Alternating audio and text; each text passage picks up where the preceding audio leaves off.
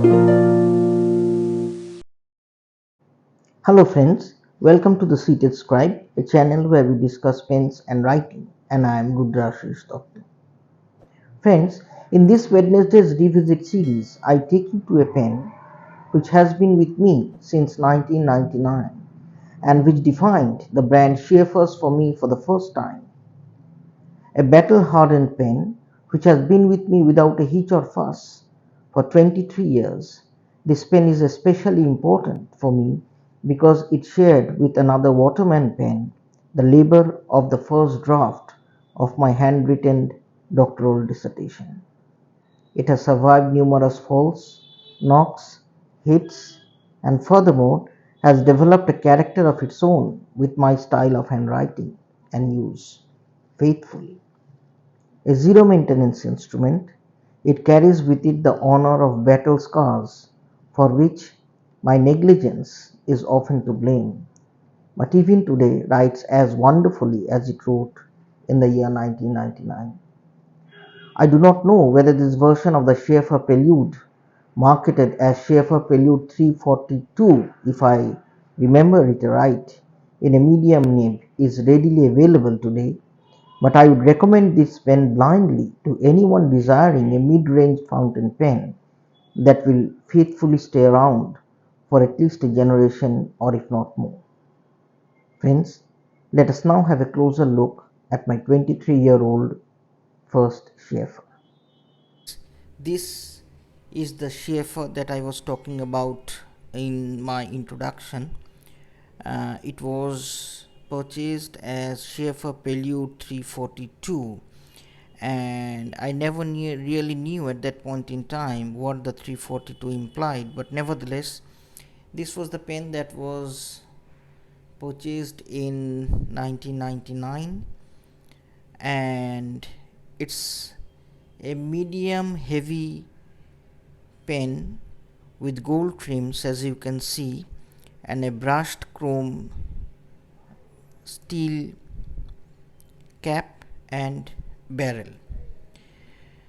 Now first let me point out the battle scars that I was talking about in the introduction. The first aspect of change that one may immediately notice with regard to the pen is the pearl white round finial, and if you can see it, or if I can focus it for you, it has lost its original whitish freshness, if I may call it.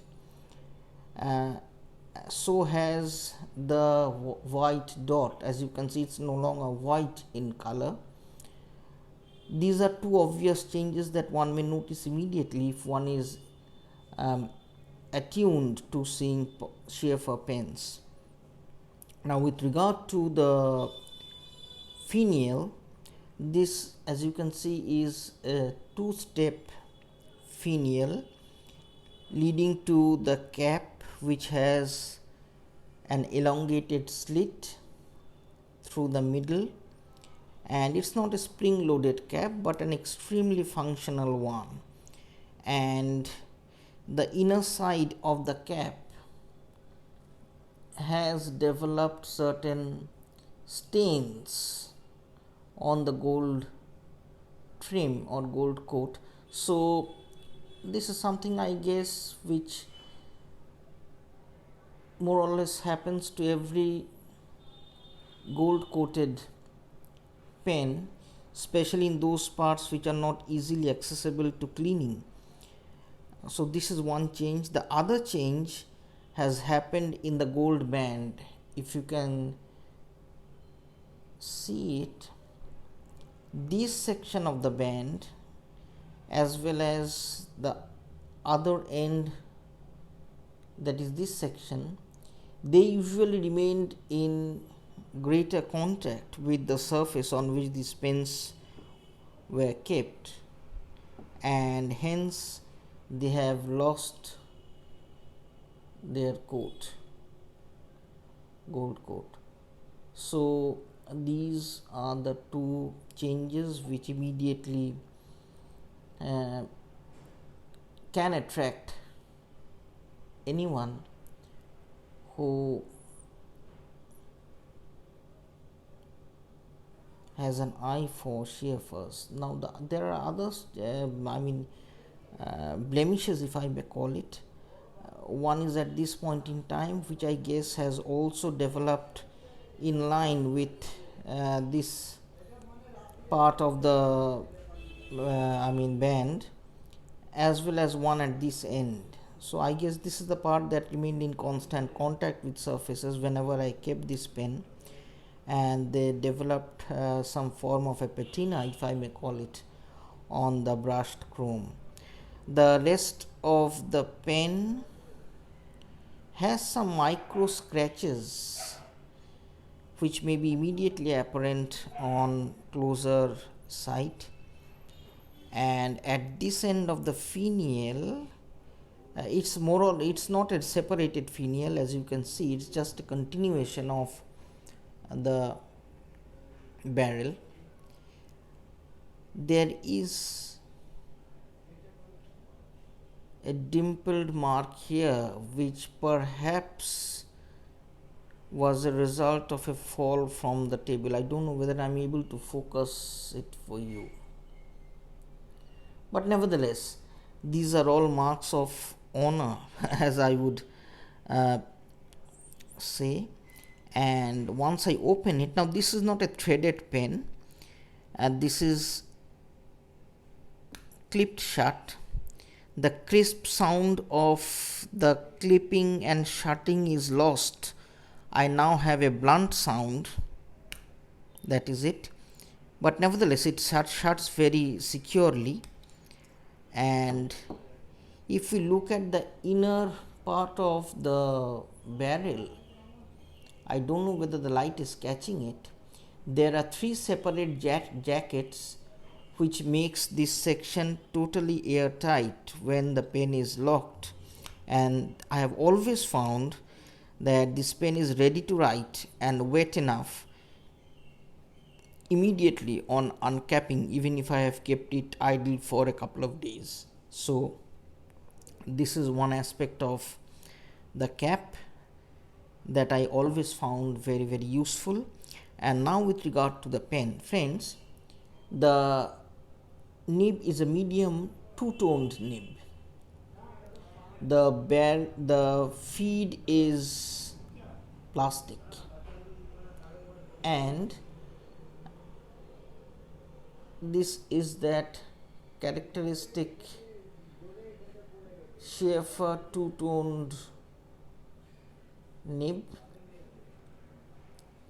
And this nib, as I was telling in the introduction, this is a medium, but I have always found it a bit narrower than medium, and therefore I never found it troublesome when I was writing or jotting on papers which are prone to feathering. I'll be seeing that in the writing sample also. And with regard to the gripping section, this gripping section has ridges, if I can focus it for you. So these are the ridges which actually, there are two lines of ridges, one at this end, the other at this end, and they actually grip or friction lock or both these fingers at this particular point. And this pen has a step up at this point, after which there is a step down and a gradual flare to one major step up here where the writing section meets the barrel, and there is a gold band here. Now once I open it, this is metal threads over plastic threads, but I have never had an issue with this metal versus plastic combination. And this is the converter that has remained with this pen without a fuss or a problem for the past 23 years. The proprietary Sheaffer's converter that has been with me with this pen for so long, it is just tight. I have never had any opportunity or need to open it somehow at some point in time to grease it, and so that is it. It fits very tightly even today, and that is it. So far as this part of the barrel is concerned, it is made of steel, brushed steel, medium heaviness. And the one reason why I have always found this pen to be trouble free was that it was neither too light nor too heavy, and thereby I usually write unposted, and thereby this pen actually served me for prolonged writing sessions. And this is the reason why this pen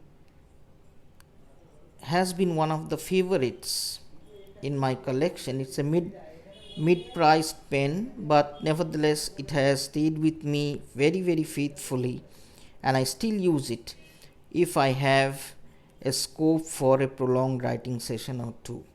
So I'll be inking up this pen with Syahi's Fractal Blue and see how the pen fares under actual writing circumstances before the camera. Well, I had inked up this pen only 4 days back with a different kind of ink, but nevertheless I have flushed it for today's review. I'll be putting this ink in this pen and take a writing sample before the camera.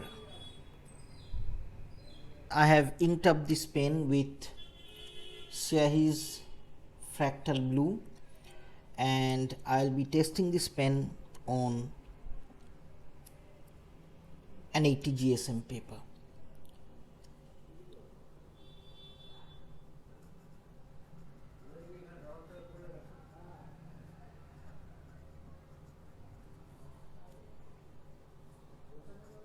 This is a medium nib with gold trims, and the sub brand is Prelude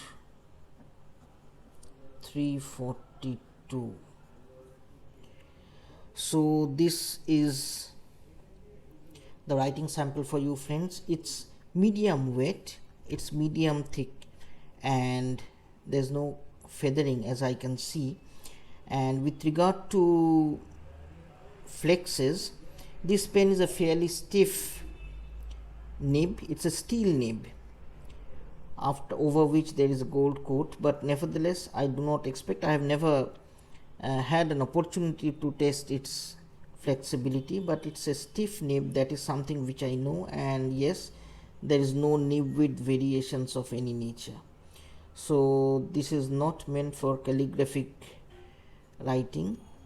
It's wet, but not as wet as one may expect from a normal medium. The downstrokes are slightly thicker than the upstrokes, but that is it. With regard to reverse writing, it writes in the reverse, but with the expected thickness of a reverse writing for a medium nib. And so this is it. It's a very smooth writer. I have had prolonged writing sessions with this pen without giving me any trouble of any sort or any nature, and this is the pen which I have been using without any fuss, as I have said, for, or rather since 1999. So this is Sheaffer's Prelude 342 for you friends. Now I expect a query as to whether this pen is still available. I did check some, I did not find it in any offline stores in any part of um, Eastern India. But nevertheless, if you get hold of one which is an original Sheaffer Prelude 342, please get hold of this. If you have a need for a medium nib pen of a medium priced pen, and the reason is this is a pen that is going to last decades, if not several generations. This section is made of very solid acrylic or plastic, and it has survived, as I've said, numerous falls, but it has remained trouble free and has given me no problem whatsoever with regard to either the writing or the rate of ink delivery or the thickness. And so this is the Prelude 342 for you. I hope you have enjoyed this revisit. I'll be coming back with another unboxing and review of a new pen next Sunday, and a revisit of another pen in my collection next Wednesday. Till then, be safe and goodbye.